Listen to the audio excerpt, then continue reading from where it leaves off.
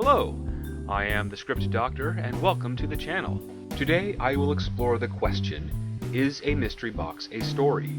Out of reflex I want to say no, but that isn't really an argument, so let's explore this together. In this video I will start by defining a story, then defining a mystery, and seeing if what we know about mystery boxes fits in line with the definition of story. Let us begin. A story is an effective method of education. It recounts a moment or series of events through a character's life that culminates in an ending where a lesson is learned and is done so in an entertaining and satisfying manner. We learn who the characters are at the start, what it is they want, how they try to achieve that want, and what they become by the end. If done well by bringing in conflicting characters with their own wants and their own challenges, we as an audience develop interest with these characters based on the story that changes their lives. It creates engaging characters with a specific goal and puts the result of that goal in question. Will the hero succeed? Will the hero fail? That question creates drama, and the answer brings catharsis. The goal is for this adventure to become worth the investment of time. In other words, the story has meaning. The way this is achieved is when the answer or the intention of the answer is known by the writer from the start. I use intention of the answer because in the development process things can change. I could start writing a story about my main characters pulling off a heist for personal gain. But in the development process I could decide that the bank is owned by criminals and that they're stealing money from the town. My main character's goal is now to steal from the criminals to return the funds to the people. In writing, things can change all the time, but what doesn't change is the method of providing an answer that addresses the questions of the story and satisfy the narrative. What if you want to write a story that deliberately doesn't answer any questions? As a writer, you're going to have a very difficult time getting others to honestly enjoy that type of story once it concludes. You would at best tease your audience for hours that the story has a point to it when there wasn't one to begin with. Stories can be like relationships, but if only one of you is going in with the hopes of a long-lasting bond and possibly making a family, but the other is there just to have a good time and would ditch you for someone else, how would that make you feel? How would that make you feel when you reflect on the time spent and realize that it was all for nothing? The last thing a writer wants to do is make their audience feel betrayed. But someone like JJ Abrams will argue that you're not being betrayed. It was all a mystery and a surprise. And it is why I am making this video for you all. Mysteries are a genre within a story where a problem is presented and the main character goes on a journey to uncover the source of the problem, which results in a resolution. The mystery is multi-tiered storytelling. The main story focuses on the hero uncovering the details of a story that occurred prior. A story about another story. Typically, a mystery revolves around a murder or theft. It is an active story told linearly while uncovering a secondary story somewhat told in reverse or out of chronological order. We know the result and now we have to work back to find the cause. For example, in a murder mystery, we are typically introduced to a dead body. I say typically because there are some stories where the body is missing. It is up to the main character to figure out who killed the victim and why. The who and the why is essentially another story unto itself. It has already happened from the victim's point of view, and the mystery is learning what that story was that led to such a result. It is the writer's job to frame that situation so the audience will be engaged. Have the victim be someone like an innocent child, or a prominent figure in society, or someone close to the main character like a mentor figure, a great friend, or a lover. These are just a few examples. But the goal is to get your audience to care about the dead to join in on the adventure the hero is undertaking. If done well, then from the audience's side of things, you're asking questions about the characters and their actions to uncover the mystery with the hero. The next part is the motivation of the act. What led the villain to do what they did, and how does that reason get revealed? Was it a crime of passion, jealousy, envy, greed, revenge, lust? Was it an accident? Was it just a series of unfortunate circumstances that led to the character's demise? That situation would be closer to a comedy of errors. But of all these story devices I have mentioned, they all have a common element: character development. Each question posed, each discovery revealed is a means to give the audience more information about the character while moving the story forward. If things are happening, if questions are raised, but we're not learning anything more about the character, then we're not getting a story.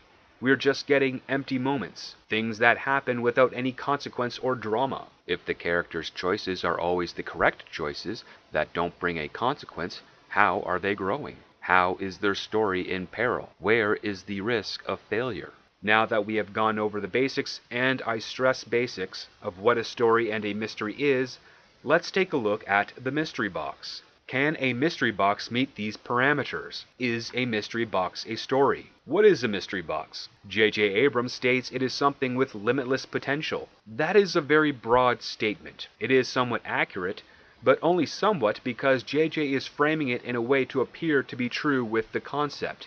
If you don't know what is inside, then technically anything can be inside. When it comes to story, we as the audience do not know what it is going to be about right away, and therefore it can potentially be about anything. But as the story progresses, its meaning starts to take shape. Every new character introduced comes with curiosity. Every action they take comes with questions of what will happen next. But that is only as an introduction, not a result. What JJ is purposefully omitting is that a mystery box has limitless potential until it is opened. Once it is opened, the potential vanishes because whatever is inside is static. It is what it is. It cannot change, and it cannot be returned inside the box and create the same level of interest and anticipation. The mystery box flips what a story is supposed to do. Instead of you, the audience, asking questions about the story, the mystery box is asking questions about you. What do you think is inside the mystery box? What do you want it to be? Who are you before you see the mystery box? And how do you think you'll change once the mystery box contents are revealed?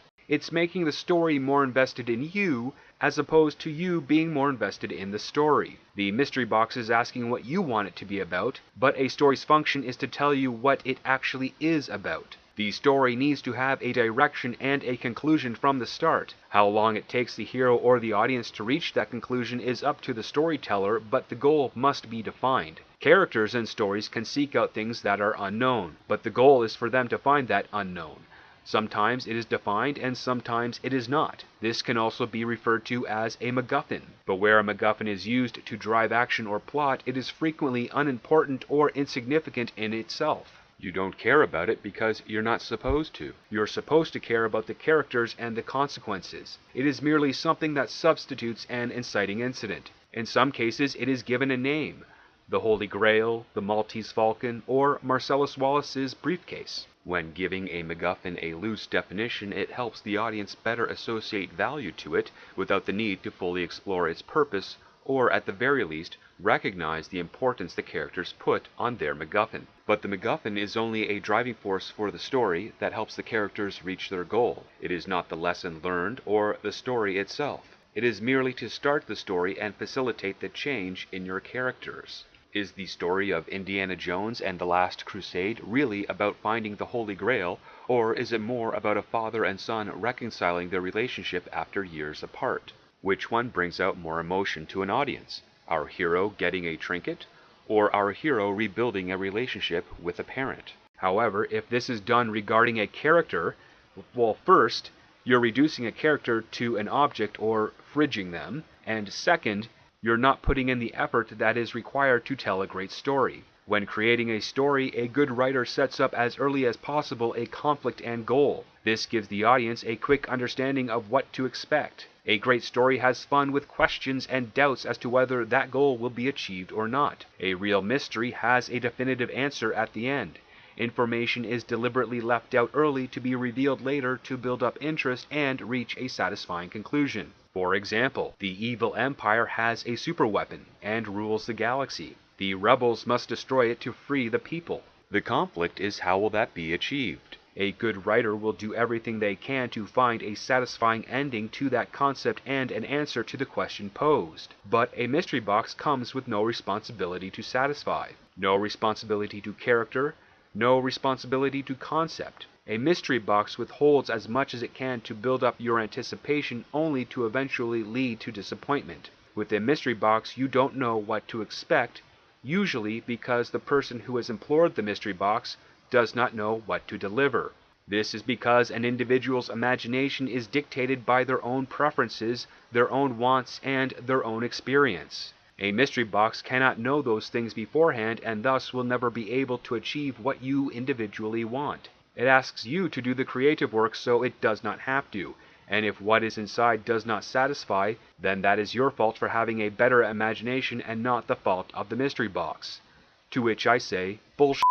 The audience is there to be entertained, not do the work for the writer. And if the audience doesn't like what they learn, that is not the audience's fault, that is the fault of the writer. It is always the writer's responsibility to tell their stories in a way that is as easily accessible to the audience and satisfying as possible. But do not conflate easily accessible to dumbing down. Easily accessible means that most people will understand the story without their intelligence being insulted, but rather stimulated. Dumbing down is taking no effort and not stimulating the intelligence of the audience. It is directly informing the audience of what is happening without any sense of discovery or entertainment. But a story does not ask of you to anticipate based on your own personal interests.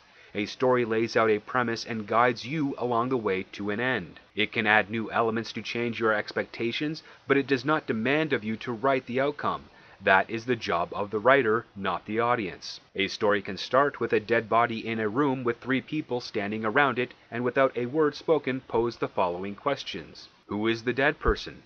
How were they killed? Did one of these 3 people kill them? If so, who out of these 3 people killed them?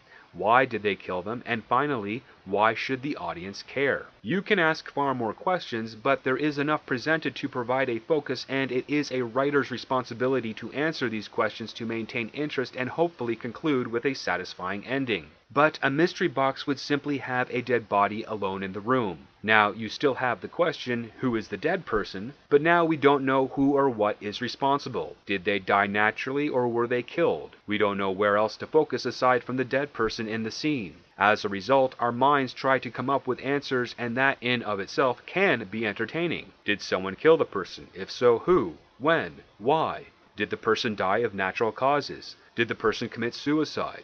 Did the person die from a freak accident? The speculation can be addictive, but in order to stretch out that addiction, you need to provide a clue to narrow down an answer and provide a narrative direction. Otherwise, you have too many questions and nothing to direct your attention to an answer. Also, you risk your audience asking questions that are more situation-based instead of character-based. Situational questions add complexity to a plot, which makes it more confusing, harder to follow, and difficult to resolve. Situations are more on the side of randomness than logic. For example, why can't a fleet of starships surround an enemy in space? If 2 people can leave the Resistance to get a codebreaker without being tracked by the First Order, why can't the rest of the crew do the same with their own ships? These questions are asked about the situation in relation to the plot, whereas questions about a character can be far more compartmentalized. Even if the characters become complex, you can always find an answer in a character's motivation. A character's motivation doesn't always have to make sense to us as an audience, but makes sense to the character within the story. Why does Kylo Ren kill Max von Sydow at the start of The Force Awakens? He's foolish and angry. Not a great reason, but it can work. Why does Kylo Ren wear a stupid helmet? Because his face is not intimidating and he wants to be like Vader. Why does Kylo Ren kill his father? Because Harrison Ford hates playing Han Solo. Because Kylo Ren thinks it'll help him commit to the dark side, even though he has not once demonstrated at all that he's struggling between the light side and the dark side in The Force Awakens. He didn't hesitate to kill anyone. He didn't let anyone go. He didn't make any choice that would have us believe he could walk away from the dark side. Therefore, there is no conflict or truth to his struggle. But I'm going off on a tangent.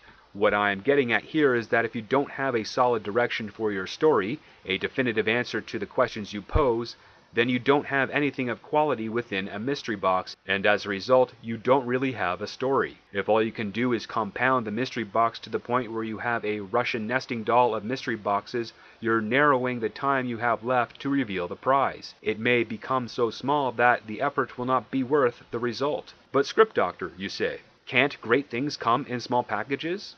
Sure, but that is because it's not always about the size, but the value, which comes to an old axiom. It's not what's outside, but on the inside that counts. A mystery box is superficial. Same thing is true when it comes to story. It's not just the concept, but the execution that's important. The only thing you can be certain of when presented with a mystery box is that it is irrefutably a gimmick, a trick to attract attention or business. What is inside will dictate to you how you perceive the person that offered the mystery box in the first place. Let's take a look at the mystery box JJ Abrams presented during his TED Talk. He advertises it as $50 worth of magic for $15. A great value, if it is true, but much like Schrodinger's cat, until you open the box you cannot confirm if there really is $50 worth of magic inside or not. Again, it is compelling you to build up anticipation that can never be met and can only be a disappointment. Let's take a solid real-world example of a mystery box. If you have worked in commerce, you may have encountered mystery boxes before. You may understand that a mystery box is a tactic to sell a variety of products that cannot sell on their own to cover the lost potential revenue of the product. For example,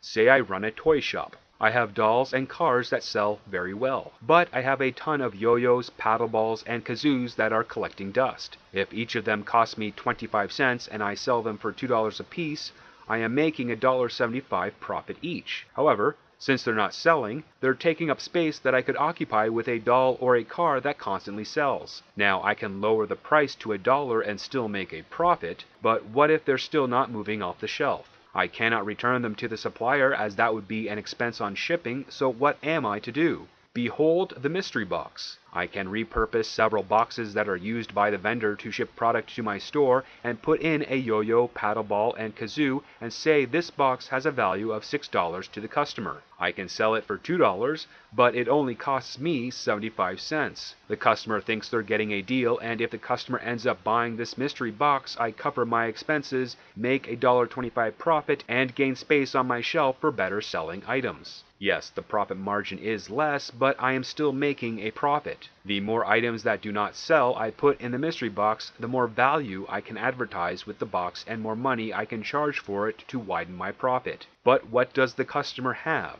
Product that they didn't want in the first place but feels there is a value to it because of the presentation. But it is all in their head and will fade away in a short period of time. The presentation I have made is artificial. I, as a business owner, just sold someone their own imagination and it cost me nothing extra to do so. Does that mean a mystery box is a conveyance to sell garbage? If so, that would be the antithesis to storytelling. The story needs substance. It needs effort. It cannot survive on a bunch of low-quality items or ideas. As stated earlier, a story is an effective method of education.